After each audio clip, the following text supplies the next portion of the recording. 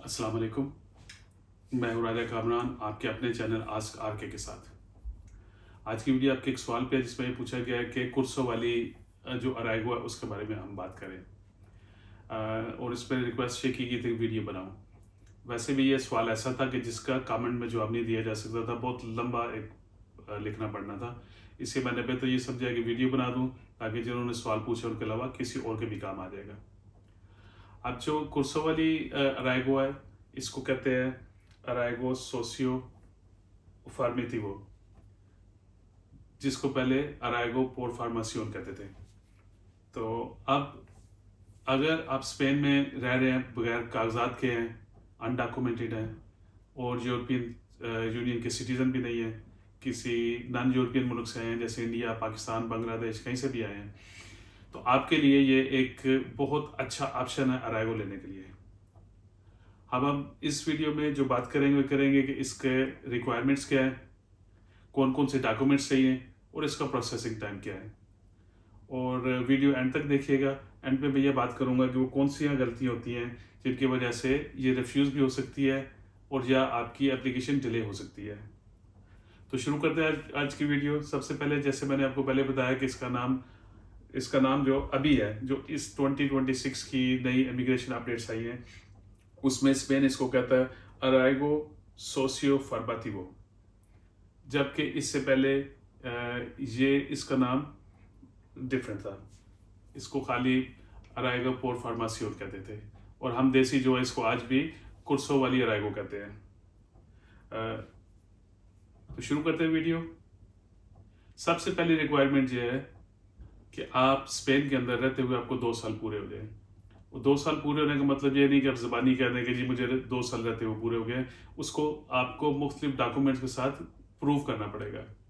सबसे main document है आपकी जो पाद्रोन है, लेकिन खाली पाद्रोन से ये काम इतने अच्छे तरीके से नहीं चलेगा। पाद्रोन के साथ अगर आपके पास स्पोर्टिंग डॉक्यूमेंट्स हो तो वो आपको ज़्यादा हेल्प करते हैं। अब स्पोर्टिंग डॉक्यूमेंट क्या हो सकता है? मिसाल के तौर पर आपका मेडिकल रिकॉर्ड हो सकता है, यानी आपने मेडिकल कार्ड बनवाया था, फिर आप 2 साल के अंदर गाहे बगाहे जब आपको ज़रूरत पड़ती रही आप डॉक्टर के पास जाते रहे हैं, वो भी साबित करता है कि यहाँ पे रह रहे हैं। आप किसी स्कूल में पढ़ते थे, स्पेनिश पढ़ते थे, क्योंकि किसी कोर्स के लिए भी ये तो लाजमी है कि ज़बान आपको अच्छे तरीके से आती हो, आप बात कर सकते हो, आप जो क्लास में टीचर की बात समझ सकते हो, आपसे सवाल पूछा जाए तो उसका जवाब दे सकते हो, लिख सकते हो और ठीक समझते भी हो। अब जहाँ से आप सीख रहे थे उस स्कूल का रिकॉर्ड भी चाहिए, वहाँ से आपने कुछ सर्टिफिकेट लिया था वो भी आप साथ लगा लेंगे। यानी ऐसी छोटी छोटी चीज़ें जो भी आप लीगल ऐसे काम करते रहे, कोई बिल आ गया आपके नाम पे, फ़ोन का बिल आपके नाम पे आ गया था, आपने फ़ोन की सिम ली हुई थी वो आपके नाम पे थी, जिस घर में रह रहे हैं उसका किरायानामा अगर आपके नाम पे था, आपके पास बैंक स्टेटमेंट थी, यानी बहुत सी चीज़ें हैं जो मिलकर साबित करती हैं कि आप लीगली 2 साल के लिए रह रहे थे और ज़रूरी है कि चीज़ें पूरी की जाएँ। अगली इसकी रिक्वायरमेंट ये आ जाती है कि आपने कोर्स ढूंढना है कोई।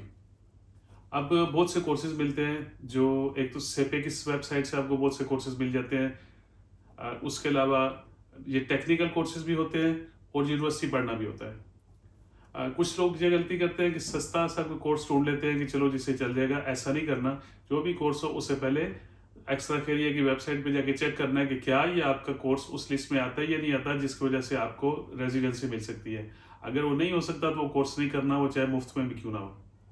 आपको वो वाला कोर्स करना है जो उस लिस्ट में शामिल हो। बहुत सारे ऐसे कोर्सेज हैं जो सेपे की वेबसाइट से आपको मिल जाएंगे जो फ्री में है। बहुत से ऐसे कोर्सेज हैं जहाँ पे आपको फी देनी पड़ेगी और ये आपका काम चल जाता है।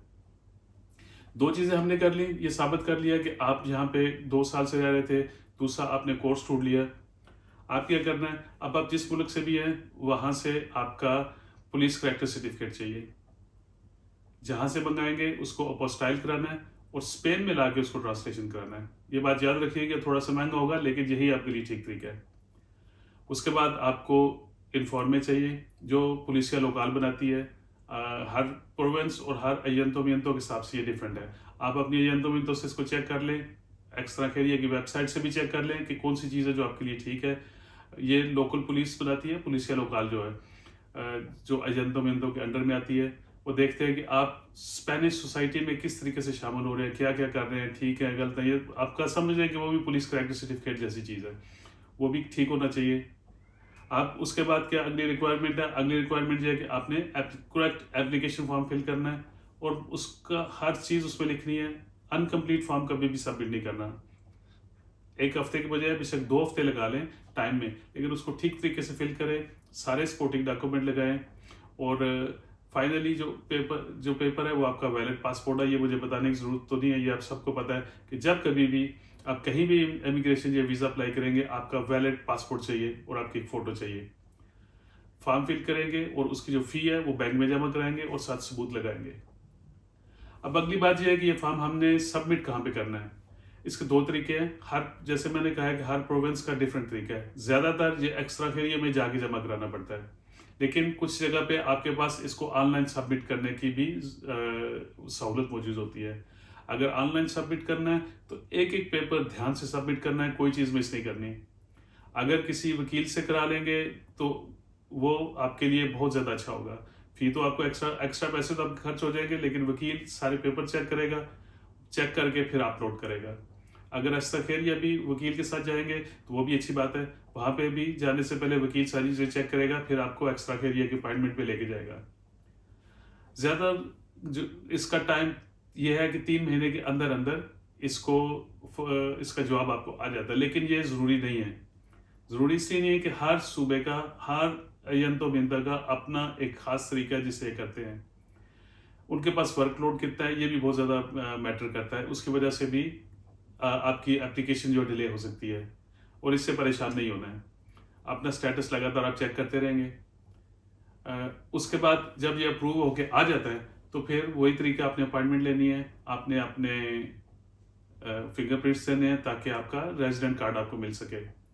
लेकिन सबसे ज़्यादा इसमें याद रखने वाली बात यह है कि आपने अपना जो कोर्स यूनिवर्सिटी का या कोई स्किल सीख रहे हैं, जो भी है वोकेशनल कोर्स है, उसको आपने पूरा करना है और उसको पास भी करना है। यह नहीं है कि शुरू कर लिया तो छोड़ दिया, नहीं, पास भी करना है। जितने दौरान आप ये इस कोर्स पे हैं उस सारे टाइम में आपको काम करने की इजाज़त है, फुल टाइम काम करने की इजाज़त है। फुल टाइम का मतलब ये है कि जितना टाइम आपके पास बचता है, लेकिन पढ़ना भी ज़रूरी है क्योंकि आपने पास भी करना है। उसके बाद जब आपका कोर्स मुकम्मल होता है तो जहाँ पे भी आपकी जॉब मिलती है आप उसी रेजिडेंसी पे आल्ता करा लेते हैं और वो कंत्रा तो साथ लगा के उसे आम रेजिडेंसी में अप्रूव कर लेते हैं।